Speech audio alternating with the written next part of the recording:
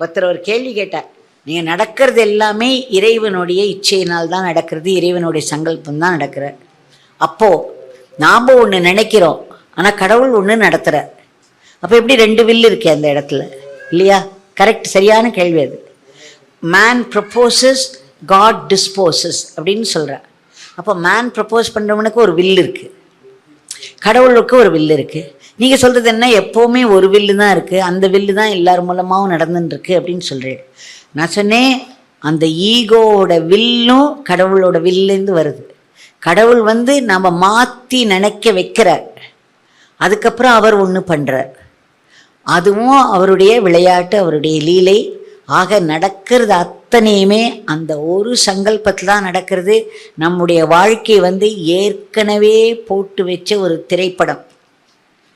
அவர் டைரக்டராக இருந்து நம்ம வாழ்க்கையெல்லாம் ஒரு திரைப்படமாக ஆக்கிட்டார். அந்த திரைப்படம் இப்போது அந்த ஸ்க்ரீனில் நடந்துட்டுருக்கு. நம்ம எல்லாம் இந்த நேரத்தில் இந்த இடத்துல இப்படி உட்காந்து நம்ம பார்த்துட்டு இருக்கோம், பேசின்னு இருக்கோம்.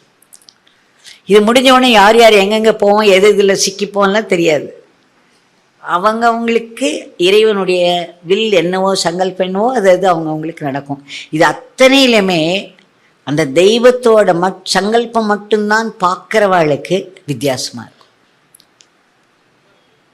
நம்ம எதுலேயும் போய் சிக்கிக்க மாட்டோம். இதுவும் சரி அதுவும் சரின்னு நம்ம இப்போ ஒருத்தர் ஒரு பிரச்சனையை ஆரம்பிக்கிறான்னு வச்சுக்கோங்க. சில பேர் பயங்கரமாக கத்துவா, நியூராட்டிக்காக கத்துவா, பேசுவா, என்னென்னமோ பண்ணுவா. நம்ம நல்லதே செஞ்சால் கூட, நான் செஞ்சது தப்பு தான், மன்னிச்சுக்கோங்கன்ட்டேன்னா அந்த ப்ராப்ளம் அதோடு முடிஞ்சிடும். What do you lose by that? அந்த பிரச்சனை முடியணும் இல்லையா? இல்லை நீ சொல்கிறதெல்லாம் ரொம்ப தப்பு, நீ எப்படி இப்படி சொல்லலாம் அப்படின்னு ஆரம்பித்தோன்னு வச்சுக்கோங்க, அது பெருசாக போய் கோர்ட்டில் போய் சுப்ரீம் கோர்ட் வரலாம் போகும். என்னத்துக்கு? விட்டு கொடுத்து நம்ம ஈகோ தானே அது.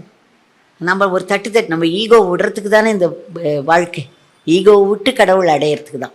ஈகோ இருக்கிற அளவுக்கு கடவுள் உள்ள நுழைய மாட்டேன். ஈகோ விட தான் நம்ம ஹம்பிளாக ஆகிற அளவுக்கு தான் கடவுள் உள்ள நுழைவர்.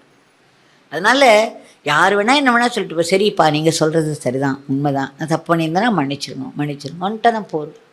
பிரச்சனை அதோடு முடிஞ்சிடும். அவனை மறந்துடும், நாமளும் மறந்துடுவோம். அதனால ஒரேடியாக வரிஞ்சு கட்டின்னு சண்டைக்கெல்லாம் போகாதீங்க. என்னத்துக்கு நம்ம அவ்வளோ டைத்தை அதில் வேஸ்ட் பண்ணோம்? அந்த நேரத்தில் எத்தனை நாமம் சொல்லலாம், அத்தனை நாம சக்தி நமக்குள்ளே நுழையும். அது ஏதோ ஒரு நல்லதை பண்ணும், உள்ள ஒரு மாற்றத்தை கொண்டு வரும், வெளியில் ஒரு மாற்றத்தை கொண்டு வரும். நம்மளை திட்டினவாளே கொஞ்சம் நேரம் கழிச்சு அவன் மன்னிப்பு கேட்டு வருவா நம்மக்கிட்ட, அதுவும் நடக்கும். இதெல்லாம் என்னுடைய அனுபவத்தில் சொல்கிறேன்.